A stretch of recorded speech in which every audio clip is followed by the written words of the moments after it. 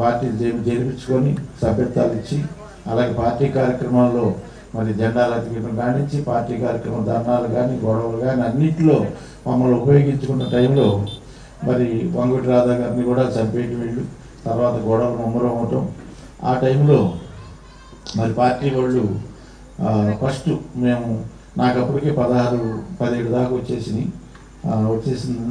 మమ్మల్ని వాళ్ళు సరసాన వెంకటరత్నం గారిని చంపిన దాంట్లో ముద్దాయిని చంపడానికి పేటకి 2 చొప్పున తీశారు.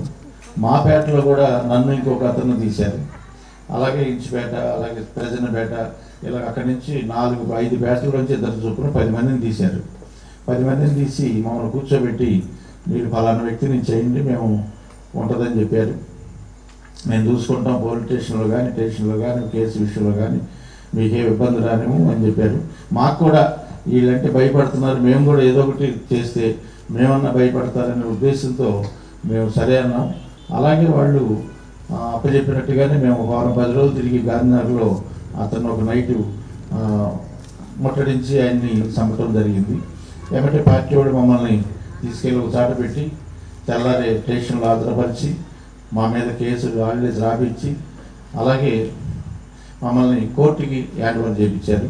కోర్టుకి హ్యాండ్ ఓవర్ చేసినామంటే మరి జైలుకి పంపిస్తారు కదా, విజయవాడ దగ్గర దుర్గాకళ మందిర్ పక్కనే జైలు ఉంటుంది, దానికి పంపించారు. దానికి పంపిస్తే ఆ జైల్లో మేము వెళ్ళకముందే రూములన్నీ శుభ్రంగా కడిగేసి మాకు శుభ్రంగా రూములు శుభ్రం చేసి మాకు దిండ్లు దుప్పట్లు అన్నీ లోపలికి అప్పుడు సర్జరీగా ఉండేది అది పంపించి మమ్మల్ని ఎవరు కూడా దబాయించడం కానీ తిడటం కానీ అంటాం కానీ అటు పోలీసు కానీ ఇటు జైలు అధికారులు కూడా మమ్మల్ని ఏమనలేదు. మాకు పొద్దున్న సాయంత్రం క్యారేజీలు మరి భోజనం అన్ని సిగరెట్లు మాకు అన్నీ వస్తూ ఉండేవి. అయితే 40 రోజులకు బెయిల్ వచ్చింది. ఆ బెయిల్ వచ్చినప్పుడే మళ్ళీ 40 రోజుల్లో మమ్మల్ని చూడటానికి మమ్మల్ని మాట్లాడటానికి ఆ చనిపోయిన వ్యక్తి పెద్ద వ్యక్తి కాబట్టి పెద్ద నాయకుడిని చంపిన దాంట్లో ముద్దాయి కాబట్టి మమ్మల్ని ప్రత్యేకమైన గౌరవం ఇచ్చి అందరూ వచ్చి ఎలా జరిగింది ఏంటి అని మమ్మల్ని అడగటం మాకు అక్కడ గర్వంగానే ఉంది. ఎవరు మమ్మల్ని తిడతాం కానీ కొడతాం కానీ లేదు, అందరూ లోపల గౌరవం వచ్చిన పార్టీ వాళ్ళని గౌరవిస్తుంటే బయట ఏదో బాగుంది అనుకున్నాను. అంటే 40 రోజులకు బెయిల్ వచ్చింది, అంటే 90 రోజులకు బెయిల్ వస్తుంది. అయినా కేసు వీళ్ళు అనుకూలంగా రాయించుకున్నారు కాబట్టి 90 రోజులకే బెయిల్ వచ్చింది. ఆ బెయిల్ వచ్చినప్పుడు మమ్మల్ని ఎలా తీసుకొచ్చారంటే దగ్గర 25 మంది వచ్చారు మా దగ్గరికి, ఆటోల్లో తీసుకెళ్ళారు. ఎలా తీసుకెళ్ళారంటే స్వాతంత్ర ఉద్యమంలో పోరాటం చేసి కనుక జైల్లో ఉంటే వాళ్ళని వచ్చేటప్పుడు నాయకులు ఎలాగా ఆహ్వానిస్తారో అంత గౌరవంగా మమ్మల్ని తీసుకెళ్ళి పేటలు అప్పచెప్పారు. అప్పుడు అనిపించింది ఇంత గౌరవం ఇంత మర్యాద ఏం కాలేదు, మర్డర్ చేసిన హత్య చేసిన పోలీసులు మమ్మల్ని ఏమనలేదు, జైలు ఏమనలేదు, అన్ని గౌరవంగానే మమ్మల్ని చూశారు అని చెప్పి ఇంకా 2-3 చేస్తే ఇంకా ఎంత పేరు వస్తుందని అప్పుడే నా మనసులో నాటికిపోయింది. అదే కనుక అక్కడ కోటింగ్ ఇచ్చో లేదా జైల్లో అన్నం పెట్టకుండా ఉంటే బాబోయ్ నాయన అనుకునేవాళ్ళేమో, కానీ అప్పుడే అనుకున్నాను ఇంకా 2-3 చేస్తే ఇంకా వస్తుందని. ఈలోపు మా ఇంట్లో మా అమ్మ నాన్న గొడవ, ఈలోపు నాకు 2-3 సంవత్సరాలకి రౌడీ షీట్ కూడా పెట్టారు, ఆడిని కొట్టి ఇన్ని కొట్టి వెళ్ళేపాళ్ళకి. అలాగే 1990 వచ్చేపాళ్ళకి మా నాన్న చెప్పినా ఏం లేదు, మా అమ్మ చెప్పినా ఏం లేదు, అరే మన స్టేషన్లు ఏంట్రా, జైలు ఏంట్రా, ఈ రౌడీ షీట్ ఏంట్రా అని చెప్పి మనం ఎక్కడ బతకడానికి వచ్చాము ఇదేంట్రా అని చెప్పి అన్నా సరే ఎవరి మాట వినలేదు. అదే మీరు అనుకున్నాం. 1990 సంవత్సరం వచ్చేపాళ్ళకి 7 మర్డర్ కేసులు, చిన్న కేసు 307, 324 కిడ్నాప్ కేసులు, ఈ ఒక 10 ఉంటాయి. మొత్తానికి రౌడీ షీటు. ఏ గొడవ అయినా సరే నన్ను అరెస్ట్ చేసేవాళ్ళు, ఏమైనా ఉధృతగా ఉన్న ఎలక్షన్లు వచ్చినా మమ్మల్ని తీసుకెళ్ళి కూర్చోబెట్టేవాళ్ళు. ఇలాగా గుర్తింపు పొందిన రౌడీ షీట్ అప్పుడు భవానీ, అప్పుడు భవానీ వినోద సెంటర్ అంటే భవానీ అంటే వినోద సెంటర్గానే ఉండేది. అయితే తర్వాత మా అమ్మగారు నాకు మ్యారేజ్ చేస్తాను మారుతానని మా బంధువుల అమ్మాయిని తీసుకొచ్చి మ్యారేజ్ చేశారు. చేస్తే ఆమెకు 16 ఏళ్ళు, నాకు 17 ఏళ్ళు. 17 ఏళ్ళప్పుడే పెళ్లి చేశారు. పెళ్ళైన 5 నెలలకి ఇంకో మర్డర్ కేసులో జైలుకి వెళ్ళి 5 నెలలు వచ్చాయి బయటికి. అంటే మ్యారేజ్ అని చేసుకున్నానే కానీ బాధ్యత కానీ ఒక పద్ధతి కానీ లేదు. ఇంక మళ్ళీ గొడవలు, పార్టీ గొడవలు, ఏ గొడవలోనే 90వ సంవత్సరం కల్లా నేను 1979 చివరిలో, అంటే 80లో ఫస్ట్ మర్డర్ స్టార్టింగు, 10 సంవత్సరాల్లో 7 మర్డర్ కేసులు, చిన్న కేసులు కొన్ని, ఇవన్నిటితో రౌడీ షీటు. ఇటు మా ఇంట్లో కూడా మా నాయనమ్మ చచ్చిపోయింది, మా నాన్న చనిపోయారు, మా చిన్నక్క చచ్చిపోయింది, అలాగే అందరూ చాలామంది పెద్దలు చనిపోయారు. ఇంకా ఎవరుందంటే మా అమ్మ ఉంది. మా అన్నయ్య మా వదిన కూడా నా శత్రువులు, ఒకవేళ నా మీద ఉన్న పోలీసు కేసులు ఏమైనా ఉంటే ఆయన మీద పెడతారని మా అన్నయ్య భార్యను తీసుకొని నరసరావుపేట వెళ్ళిపోయాడు. ఇక ఉంది మా అమ్మ, మా ఆవిడ ఉన్నారు వీళ్ళు ఉన్నారు. అయినా సరే ఏమి నేను పట్టించుకోలేదు. నేనంటే భయపడుతున్నారా లేదా, నేనంటే నా మాట వింటున్నారా లేదా అనే పద్ధతిలోనే ఉన్నాను. ఏం చెప్పినా ఎవరు చెప్పినా వినే పరిస్థితులు లేను. అప్పుడు 1990 సంవత్సరం వచ్చేపాటికి అన్నీ నాకు మందు అలవాటు అయిపోయింది. అన్ని రకాలుగా తెరాలు వేసే మందాలతో ఆడిని కొడతాం, ఇండి కొడతాం, పెద్ద రౌడీ నేను అనేటువంటి ఫీలింగ్ నాకు వచ్చేసి నేనంటే అందరూ భయపడాలి అనేటువంటి దాంట్లో పూర్తిగా నిండిపోయి ఉన్నాను. ఆ టైంలో నా పాపం పరిపక్వం అయిపోయిందేమో. అయిపోయినాక మరి దేవుడు ఇంకా తీసేయాలని నిర్ణయించుకొని ఉంటాడేమో. అందుకని నాకు ఎమ్మటెమ్మటే ఒక సమయంలో, ఆ సమయంలో మా గాంధీనగర్లో మేము ఎవరిని చంపామో ఆ ప్రాంతంలో ఆయన చచ్చిపోయిన తర్వాత మా స్నేహితుడు ఎర్రసాంబ అని అతను అక్కడ పెద్ద రౌడీ డాన్ అయిపోయాడు. అక్కడ అంటే సెటిల్మెంట్లు, గొడవలు అన్నీ చేయడం. ఏమైనా మేము వెళ్తాం, వాళ్ళు మాకు వస్తుంటారు. అయితే అతనికి ఏం జరిగిందంటే అక్కడ ఆ సినిమాలు ఉంటాయి, మొత్తం సినిమాలు గాంధీనగర్ 7 నుంచి దాకా కొత్త పిక్చర్లు వచ్చినాయి అంటే పెద్ద డావుడి.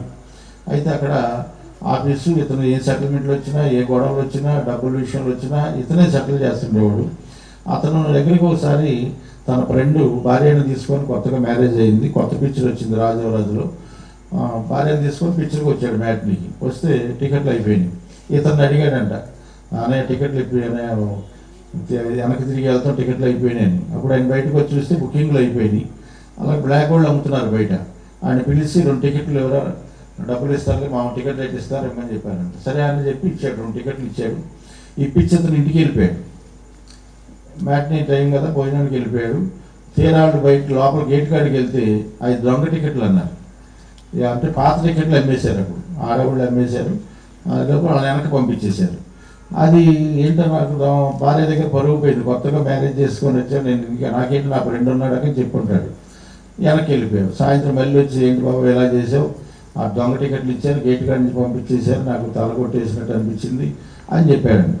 అయితే ఎమ్మటి బయటకు వచ్చి కుర్రాడు పిలిపించి అమ్మినోడు పిలిపించాడు.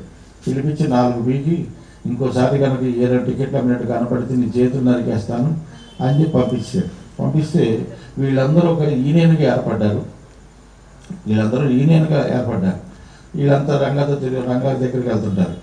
యూనియన్గా ఏర్పడి వాళ్ళు ఎవరేమన్నా వీళ్ళందరూ కలిసి వస్తారనమాట. అయితే వీళ్ళందరూ ఒక 50 మంది దాకా సాయంత్రం ఈయన ఆఫీస్ దగ్గరికి వచ్చి, ఈ సాంబా ఆఫీస్ దగ్గరికి వచ్చి, మా కాళ్ళు చేతులు తీస్తాను ఉంటాయి కదా, ఇది లాస్ట్ అండ్ ఫైన్ వార్నింగ్, బయటికి తీసుకొచ్చి ఇంకోసారి కనుక మా వాళ్ళ దగ్గర వస్తే నీ మెడ మీద తలకాయ ఉండదు అని చెప్పి వార్నింగ్ ఇచ్చి వెళ్ళిపోయారు. అక్కడ అందరూ ఎవరు అంతవరకు ఆయన ఎవరు అలాగ అన్నోళ్ళు కానీ, ఆయన మాట ఎదురికి ఇచ్చిన వాళ్ళు కానీ ఎవరు లేరు. ఇతనంటేనే భయం అందరికీ.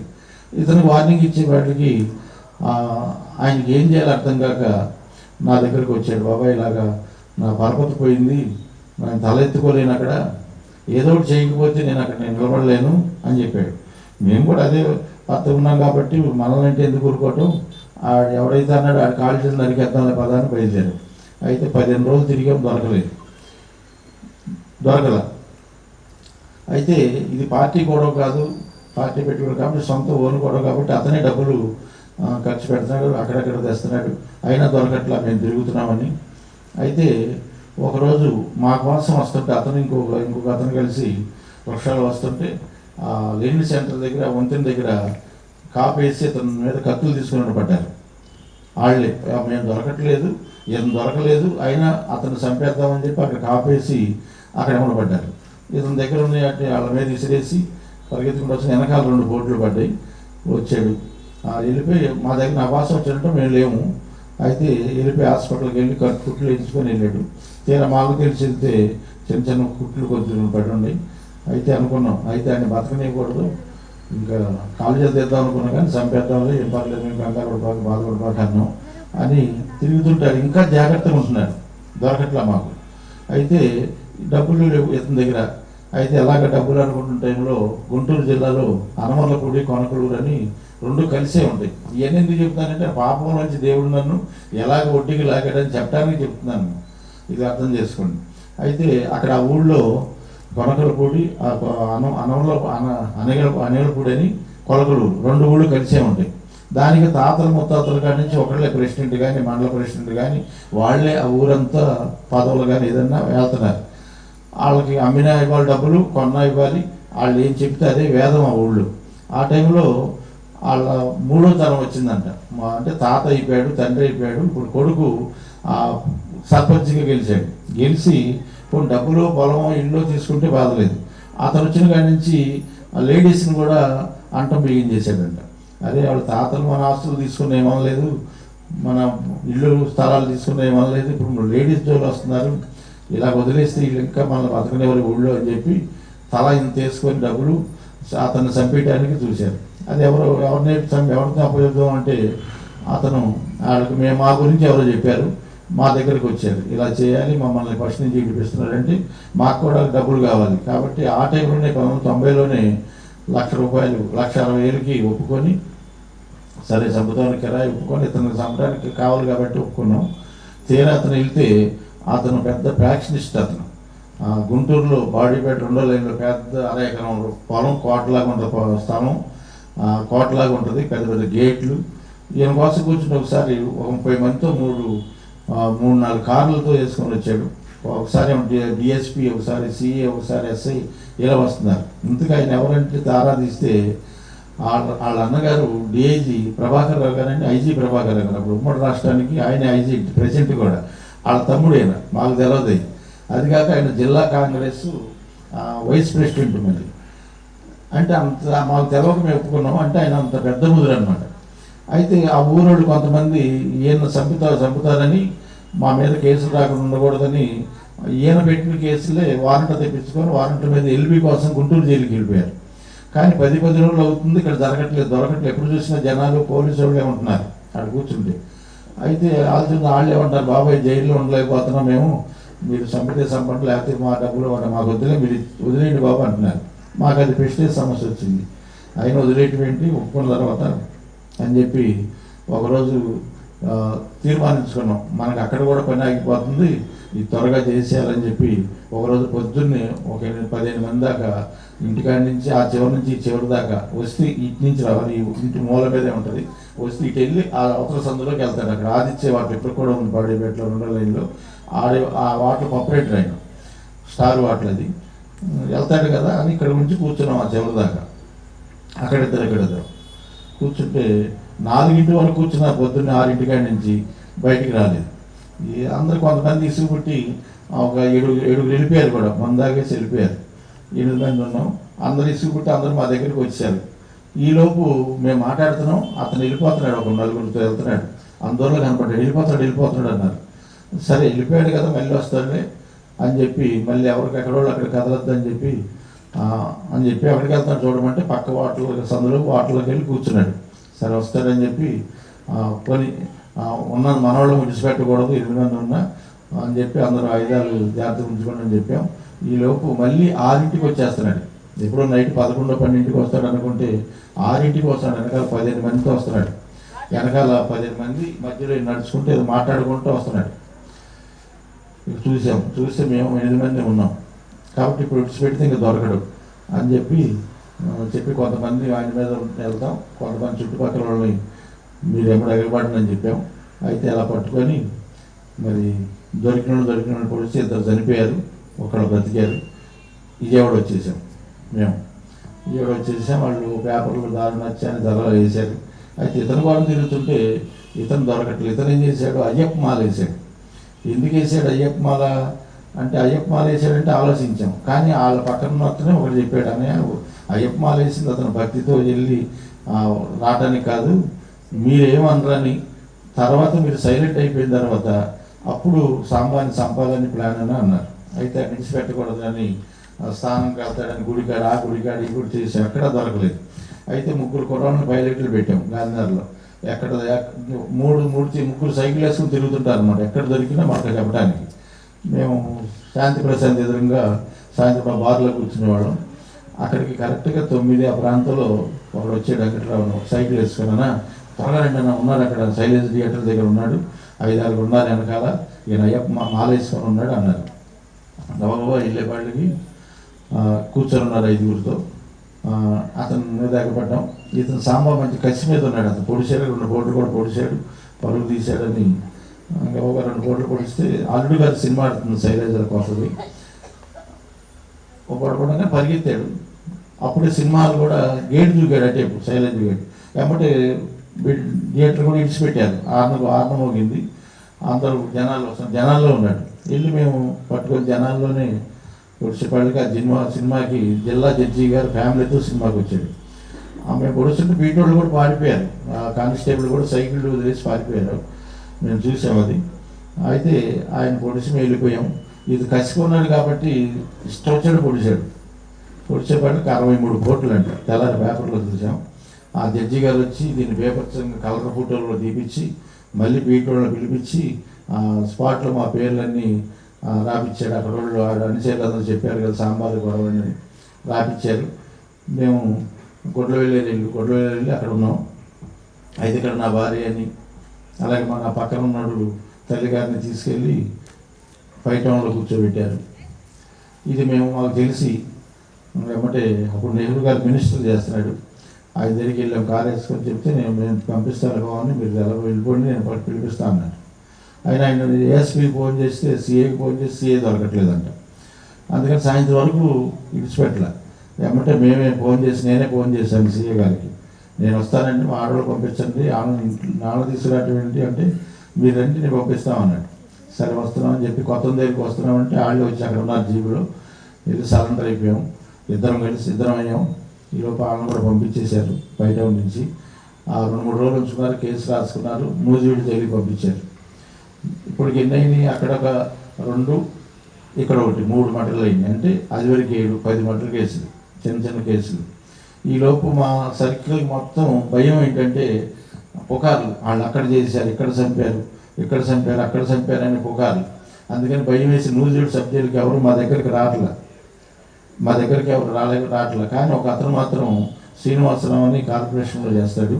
నేను ఇప్పుడు ఉన్న ఎమ్మెల్యే గారు జయప్రకాష్ గారితో చెప్పించి రికమెండ్ చేసి జాబ్ వచ్చింది. అతను మాత్రం ఒక అతను వచ్చాడు, సిగరెట్లు, మళ్ళీ లాయర్ దగ్గరికి వెళ్ళి ఎఫ్ఐఆర్ తీసుకొని మళ్ళీ స్వీట్లు అయ్యి తీసుకొచ్చాడు సబ్ జైలుకి. వచ్చినప్పుడు ఒక బైబిల్ కూడా తెచ్చాడు. అతను ఏంటంటే దేవుడిని తెలుసుకున్నాడు. ఆయన ఉద్దేశం ఏంటంటే ఏమన్నా మార్చాలనుకున్నాడేమో. పెద్ద బైబిల్ పట్టుకొచ్చాడు వచ్చేటప్పుడు నా కోసం.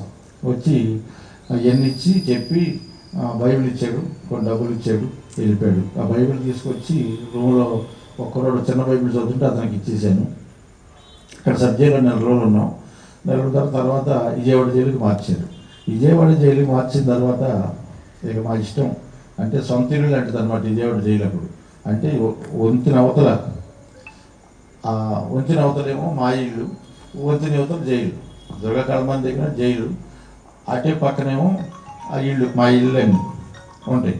కాబట్టి ఇప్పుడు మేము ఫస్ట్ నుంచి చిన్నటికి పెద్దటికి సబ్ జైలు కూడా వెళ్తుండేవాళ్ళం. కాబట్టి జైల్లోకి వెళ్ళి అప్పుడప్పుడు వచ్చేవాళ్ళం. కాబట్టి వాళ్ళందరూ తెలుసు మేము. అలాగే వాళ్ళు మమ్మల్ని ఏమన్నా అంటే మళ్ళీ వాళ్ళ ఫ్యామిలీలో ఏమన్నా అంటామని, వీళ్ళని ఏమన్నా మేము అంటామని భయపడిపోయేవాళ్ళు. మా కోసం నాయకులు వచ్చేవాళ్ళు, కుర్రవాళ్ళు వచ్చేవాళ్ళు. వచ్చిన వాళ్ళు కూడా కత్తులు పెట్టుకొని బయటే ఆ గుమ్మంలో పెట్టి వాళ్ళ దగ్గర లోపలికి వచ్చేవాళ్ళు మాతో మాట్లాడటానికి. అక్కడే ఉండి లోపలే ఉండి భోజనం చేసుకొని వెళ్ళేవాళ్ళు. అంటే లోపలికి వచ్చేవాళ్ళు డైరెక్ట్గా, స్వాతంత్రం ఉండేది. మళ్ళీ పొద్దున్నే కూడా మేము బయట చెట్టుకాడికి వచ్చి టీ తాగి వాళ్ళతో మాట్లాడి మళ్ళీ లోపలికి వెళ్ళేవాళ్ళు. అలాంటి స్వాతంత్రం ఉండేది. అంటే మా ఇష్టం అనమాట. అలాగే ఎవరైనా డబ్బులు ఇవ్వకపోయినా సరే పిలిపించి కబురు చేసేవాళ్ళం. ఎవరైనా డబ్బులు ఇవ్వకపోతే ఆయన పిలిపించల్లా రూమ్లో కొట్టేవాళ్ళం. అంటే మా ఇష్టానుసారంగా జైలు ఉండేది అప్పుడు. అలాంటి టైంలో లోపల అన్ని కేసులకి బెయిల్ వచ్చినాయి, కానీ ఈ కేసుకు మాత్రం అయ్యప్పమాలలో ఉన్న చంపిన కేసు మాత్రం రాలేదు. 3 సంవత్సరాలు లాయర్లు, పెద్ద లాయర్లే ప్రయత్నించారు. హైకోర్టులో రాలేదు, జిల్లా కోర్టులో రాలేదు, అన్నీ ప్రయత్నించారు, బయట రాలేదు. కానీ ఏమంటున్నారంటే, మీరు తొందరపడబాకండి, ఈ అయ్యప్పమాల కేసు శిక్ష పడవచ్చు, ఉరి పడవచ్చు, అంత కఠినంగా ఉంది, జిల్లా జడ్జి గారు రాపించారు కాబట్టి లైఫ్ పడవచ్చు. కేసు జడ్జి గారు మారిన తర్వాత కేసు జరిపిద్దాం, మీరేమో భయపడబాకండి అంటున్నారు. లోపల నాకు ఈ 3 సంవత్సరాల్లో ఆ లోపల నాకు అది గంజాయి తాగి ఉండు, కానీ ఈ 3 సంవత్సరాలు బాగా గంజాయి అలవాటు అయిపోయి గంజాయి తాగితేనే నిద్ర పడుతుంది అనమాట. గంజాయి తాగి ఏదో పుస్తకం చదివాను. నేను కూడా 1వ క్లాస్ కూడా చదువుకోలేదు, గుడింతాల వరకు చదువుకున్నాను. నా గుడింతం గుడింతి గుడింతాలు కాబట్టి అక్షరాలు గుర్తే కాబట్టి ఒక్కొక్కటి చదవటం వచ్చింది, రాయటం రాలేదు. నిజంగా చదువుతూ ఉంటాను ఏదో పుస్తకం చదువుకుంటా పడుకునే డిటెక్టివ్ నవలో లేకపోతే ఏదో గ్రంథము ఏదో చదువుకుంటా పడుకునే అలవాటు తాగి.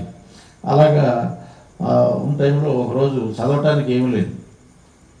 ఎందుకు లేదంటే వాయిదాకి వెళ్ళినప్పుడల్లా తెచ్చుకునేవాళ్ళం. స్వాతి పత్రిక, ఆంధ్రప్రభ యొక్క సినిమా పత్రికలు లేకపోతే ఎన్నో పుస్తకాలు తెచ్చుకునేవాళ్ళం. ఆ రోజు వెళ్తే గుంటూరు వెళ్ళి వస్తూ దారిలో తాగాం మేము.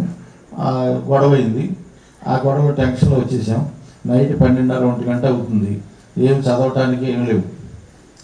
ఏం లేకపోతే రూమ్లో తిరుగుతున్నాం. ఒక రూము చిన్న రూమ్లు ఎంత ఉంటాయి, లోపల బాత్రూమ్ లోపలే ఉంటుంది. ఒక దాంట్లో 5 ఉండొచ్చు, 6 ఉండొచ్చు మా ఇష్టాన్ని బట్టి. అలాగే 50 రూమ్లు ఉంటాయి వరుసగా. ఫస్ట్ బ్లాక్, సెకండ్ బ్లాక్లో అంతా రంగా వాళ్ళు ఉంటారు. ఇంకా థర్డ్ బ్లాక్ ఉంటుంది, 3 పెద్ద బ్లాక్ 2. దాంట్లో చోరీ కేసు వాళ్ళు, అలాగే మామూలు ఇంకా మామూలు చిన్న కేసులు వాళ్ళు ఉంటారు. ఫస్ట్ బ్లాక్లో మేము ఉండేవాళ్ళం, సెకండ్ బ్లాక్లో వాళ్ళు ఉంటారు. అయితే ఆ రూమ్లో తిరుగుతున్నాను సిగరెట్ కాల్చుకుంటా, గంజాయి సిగరెట్ కాల్చి. వాటర్ కానీ పిలిచి పక్కన మా ఊళ్ళు ఉన్నారని వాళ్ళ దగ్గర పుస్తకాలు ఏమన్నాయి అడగమంటే పుస్తకాలు అడిగితే ఆయన అన్ని చదివేసినాయి, ఏం లేవన్నారు. అయితే బాత్రూమ్ మీద ఒక పుస్తకం కనబడుతుంది, దానిపైన సబ్బు ఉంది. ఏంటి ఆ పుస్తకం అని తీశాను. తీస్తే అది కొత్త నిబంధన గ్రంథం, అట్ట చినిగిపోయి ఉంది. అట్లుంటే అక్కడ ఉండేది కూడా కాదు. ఎప్పుడు అసలు యేసుక్రీస్తు పడేది కాదు నాకు. ఎవరిని బైబిల్ పట్టుకొని వచ్చారా, వాళ్ళని గుంజీలు తీపెట్టమన్నా లేదా కాళ్ళు ఊడిపించడం అన్నా ఏదో పని చేపిస్తుండేవాడిని వాళ్ళని. అలాగే ఒకరోజు నేను వాయిదాకి వెళ్ళి వచ్చేసి వాళ్ళకి ఒక అతను ఒక పెద్ద ఆయన ప్రార్థన చేసుకుంటాడు, పెద్ద బైబిల్ పెట్టుకొని ఏడ్చుకుంటా మోకాళ్ళ మీద మా రూమ్లో ఏడ్చుకుంటా. మధ్యాహ్నం 3 ఆ ప్రాంతంలో నేను చూస్తే నాకు కడుపు మండిపోయింది. ఇతనేంటి బైబిల్ పట్టుకొని ఎక్కడ దండం పెట్టుకుంటాడని ఒక్క తన్ని ఆయన్ని ప్రార్థన చేసుకునేవాడల్లా ఏడుస్తున్నాడు. చూస్తుంది కళ్ళు కనపడి నీళ్ళు ఏడుస్తుంది. అయినా సరే అప్పుడు జాలి దయ్యా లేదు కదా, తన్ని పడిపోయాడు. ఎదురు బైబిల్ తీసి బయటకి ఇసిరేసాను. ఎవడరా నిన్ను అసలు ఇక్కడ వేసింది బయటకని వాటర్ కానీ పిలిచి ఎవరిని పడితే వాళ్ళు ఏంటంటే మా శత్రువులు కూడా వేస్తారేంటి, మాకు తెలవకుండా ఎవరిని వేయద్దని చెప్పి వాళ్ళు గట్టిగా అరిశాను. వెళ్ళిన తర్వాత తెలిసింది ఏంటంటే అతను ఒక రైల్వే ఆఫీసర్. అయితే ఆ శనివారం నైట్ ఆయనకైనా బాగా గొడవ అయింది. ఇద్దరు దేవుడిని నమ్ముకున్న వాళ్ళు.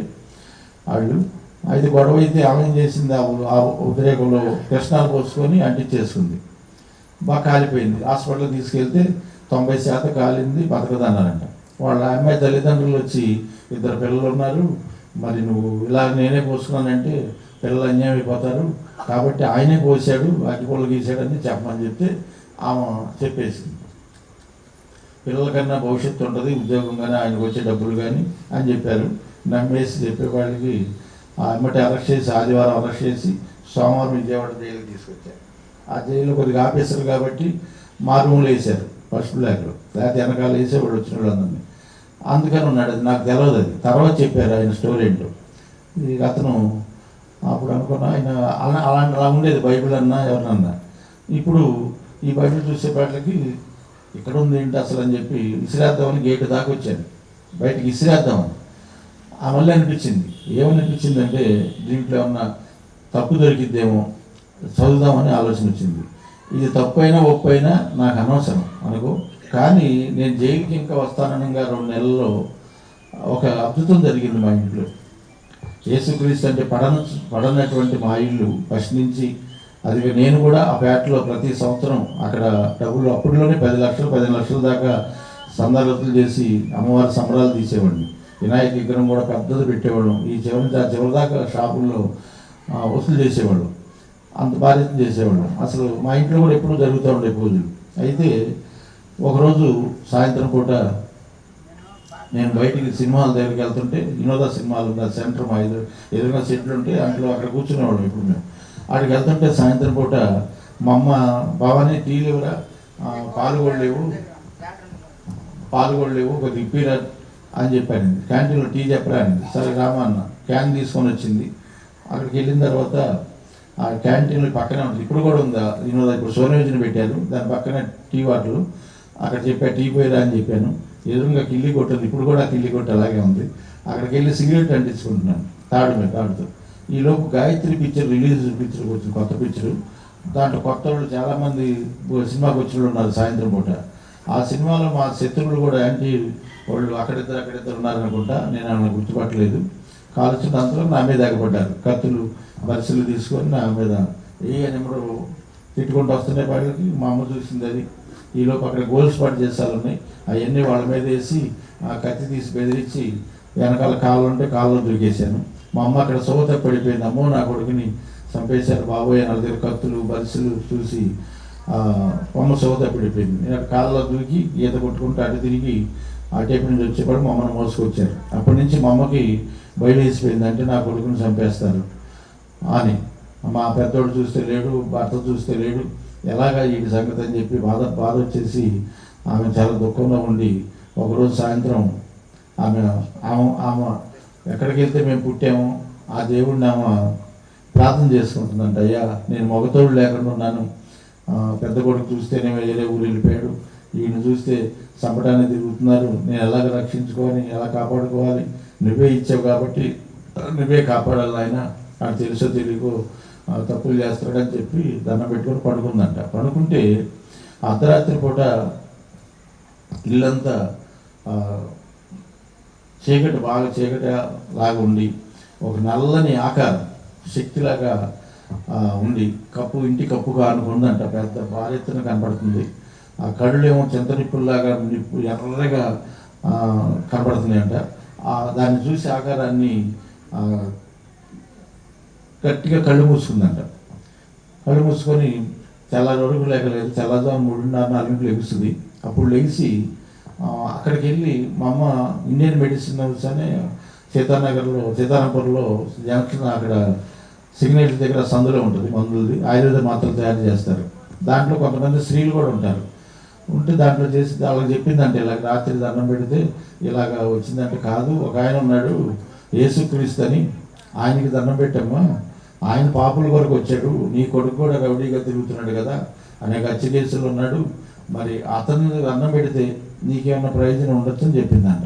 మా అమ్మకి పడదు, అయినా సరే నా కొరకు వచ్చి ఆ యేసుక్రీస్తుకి 2 మాటలు ప్రార్థన చేసిందంట. ఏమనంటే, అయ్యా నేను మగతోడు లేకుండా ఉన్నాను, నా కొడుకు తెలియక స్నేహితాలు పెట్టి ఈ గొడవలో తిరుగుతున్నాడు, ఆయన చంపాలని చూస్తున్నారయ్యా, నేను కాపాడుకోలేను, నువ్వే కాపాడాలి అని దండం పెట్టి పడుకుందంట. పడుకుంటే తెల్లవారు 3-3:30 అంతలో లెగుస్తుంది మా అమ్మ. ఆ లేసే టైంలో లేస్తే ఇల్లంతా ఎలుగుతో నిండిపోయిందంట. దేవుని స్తోత్రం. ఇల్లంతా ఎలుగు, తెల్లని వెలుగంట. అయితే కిటికీ నుంచి వెలుతురు లోపలికి వస్తుందంట.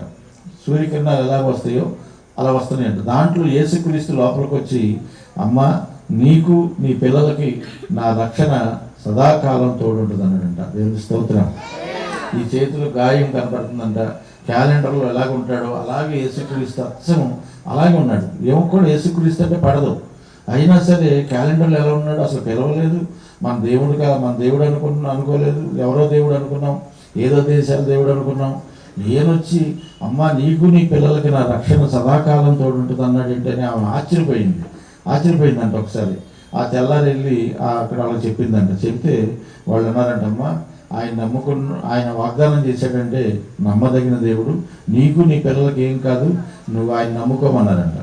అయితే నిదానంగా వెళ్తుందేమో నాకు తెలియదు. ఒకరోజు నా తెల్లాపున ఏడుపిన పడుతుంది, తెల్లవారుజామున ఎవరో ఏడుస్తున్నారని చూస్తే మా అమ్మ బైబిల్ పెట్టుకొని మోకాళ్ళ మీద ఆయన దండం పెట్టి ఏడుస్తుంది ఆయన చెప్పుకుంటూ.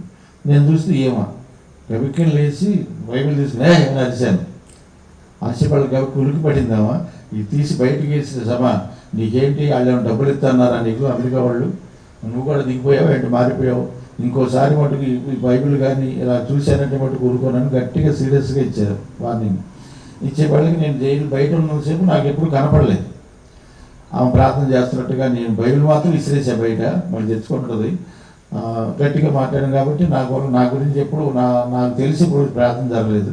నేను 3 సంవత్సరాలు జైల్లో ఉండిపోయాను కదా, ఆమె యేసుక్రీస్తుని నమ్ముకోవటం, బాప్తిసం తీసుకోవటం, రాములమ్మ అయితే యేసురత్నంగా పేరు మార్చుకోవటం జరిగిపోయింది.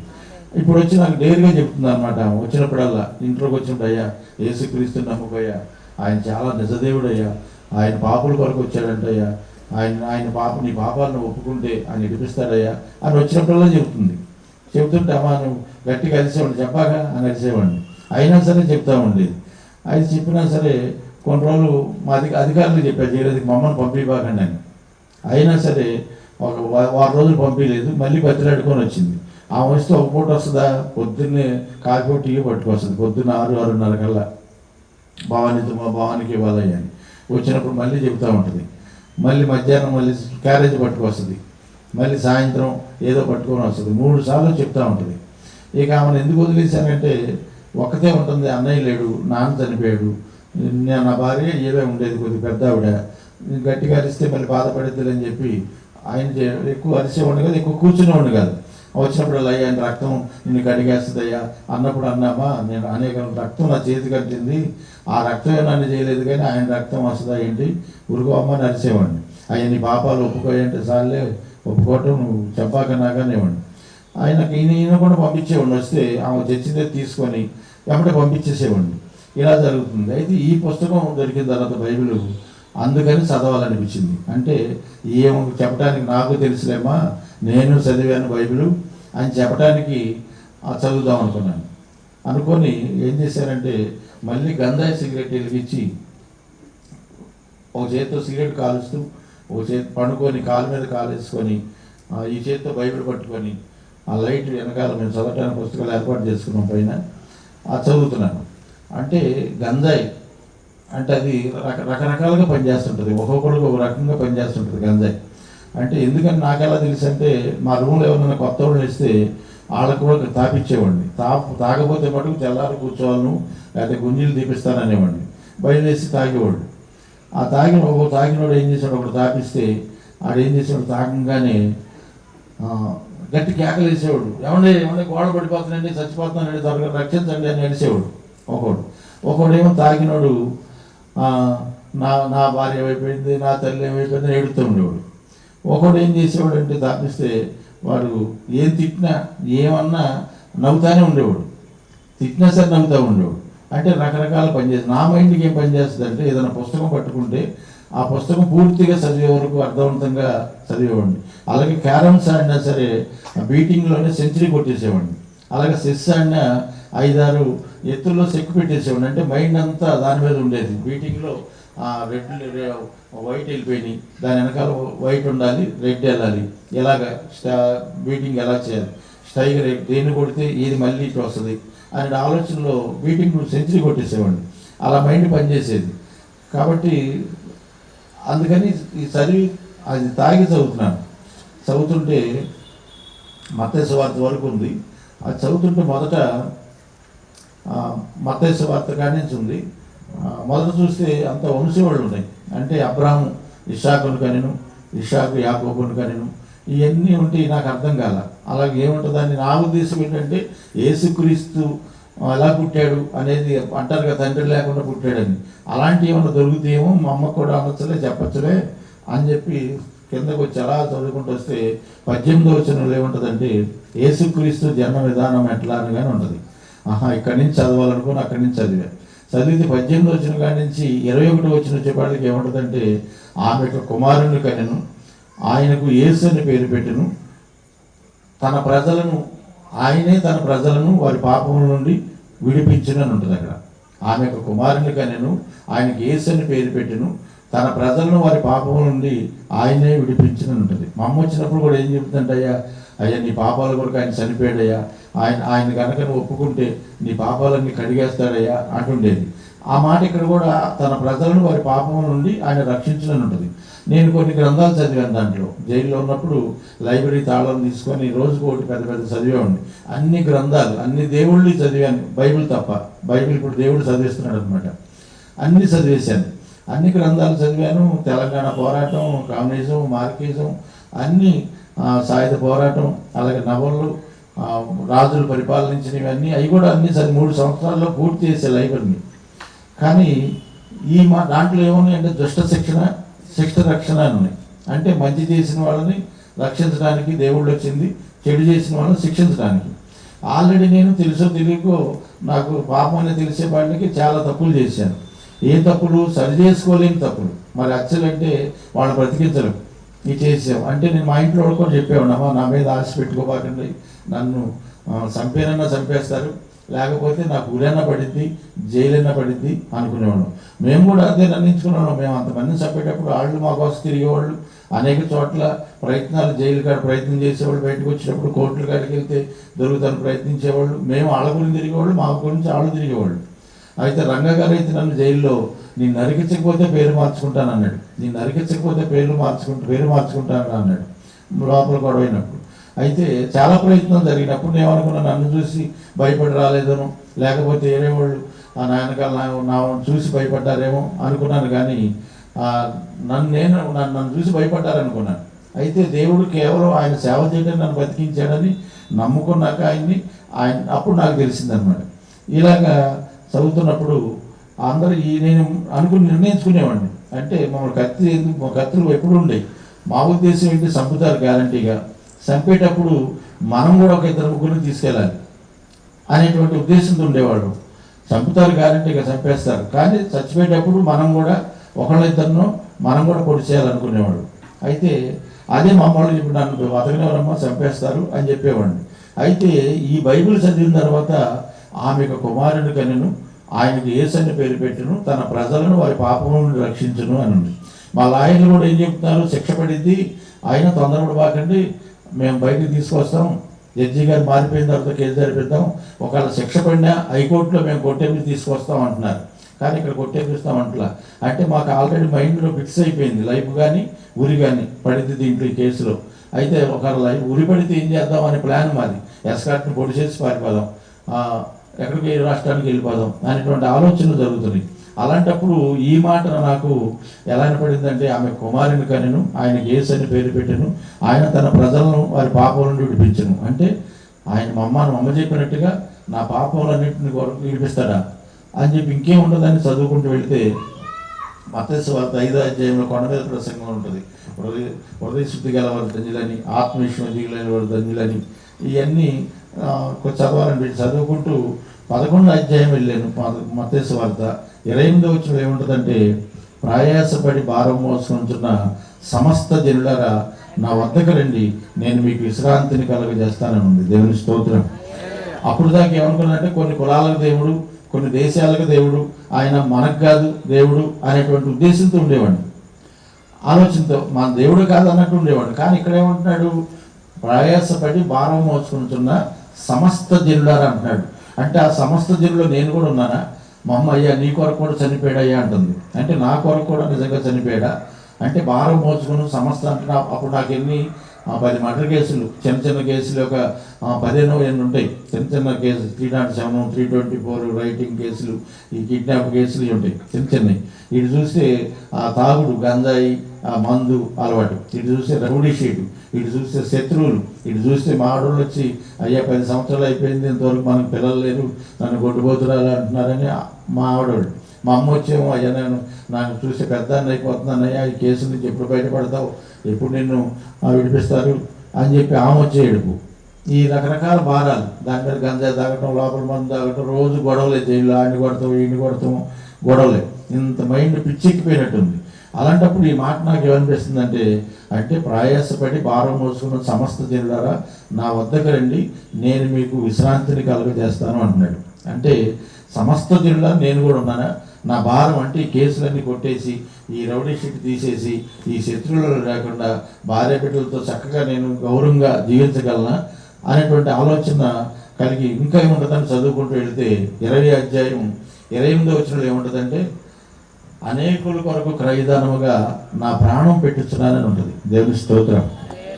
ఈ మాట ఒకటి నన్ను పట్టుకుంది.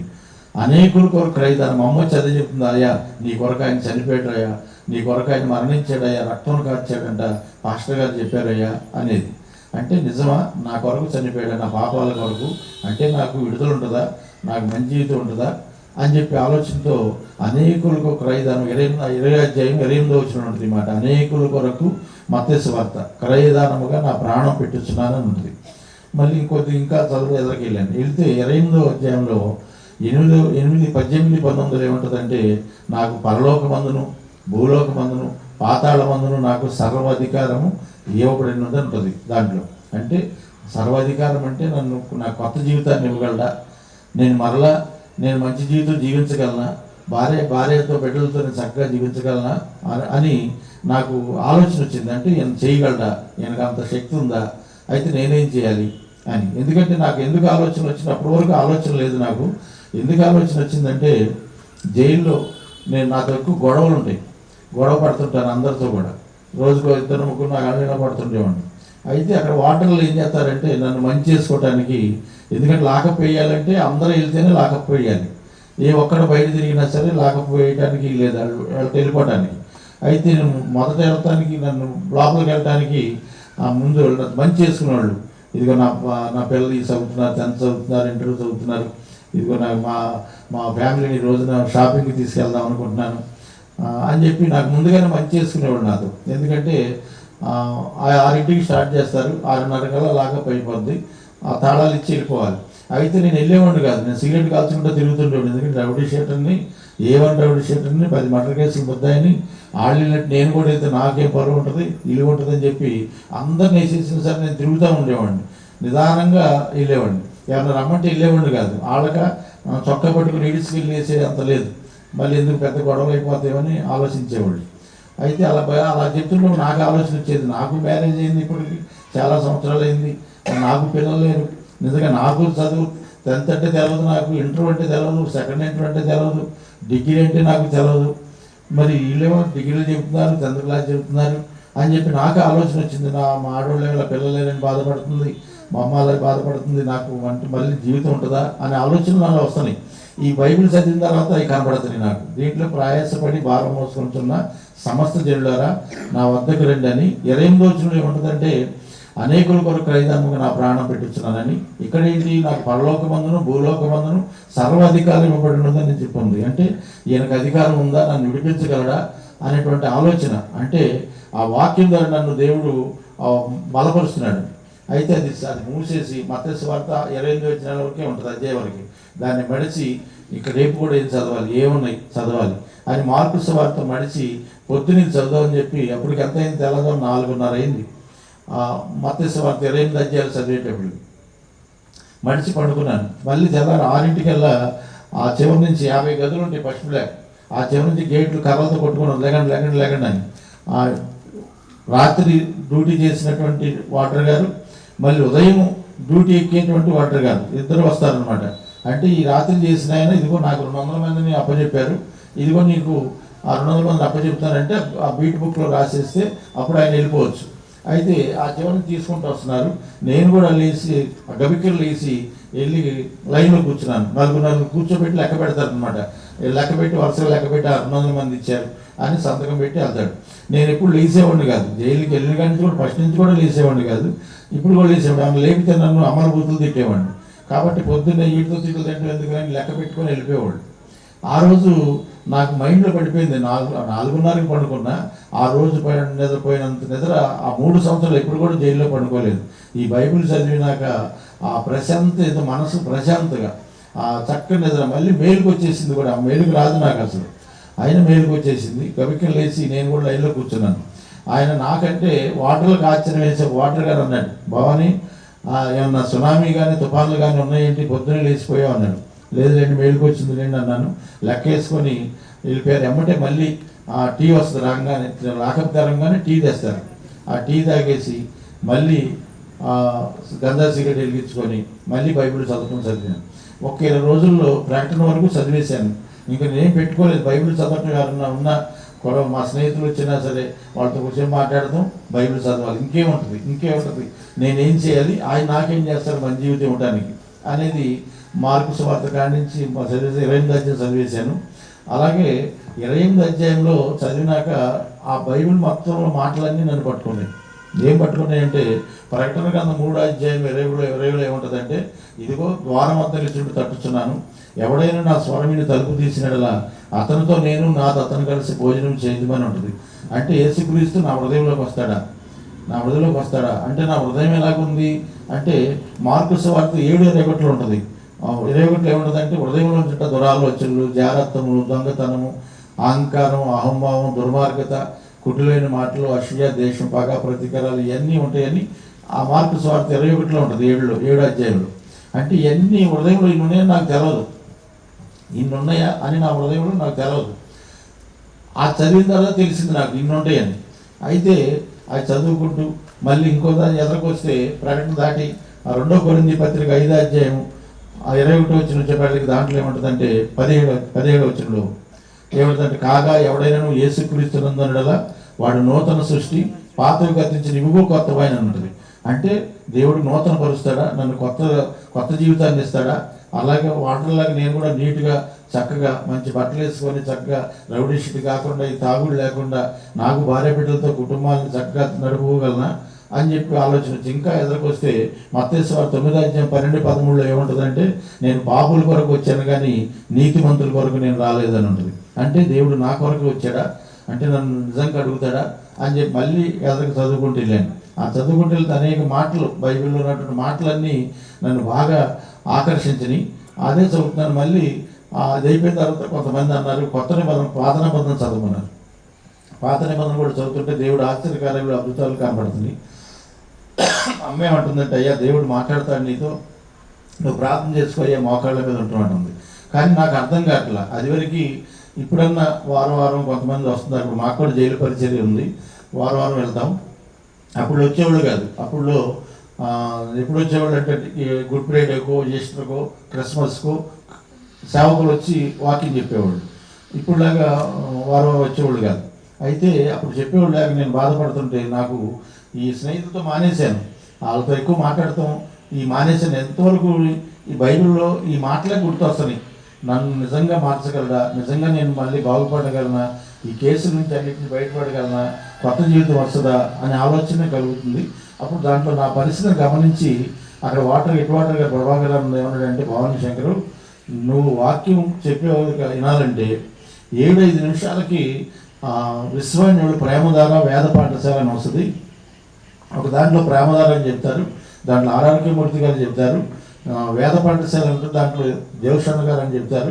కాబట్టి నువ్వు రేడియో పర్మిషన్ తెప్పించి అడిగితే సూపరింటెండెంట్ గారికి ఇస్తారు, దాంట్లో వాక్యం నీకు వివరించబడింది అన్నారు.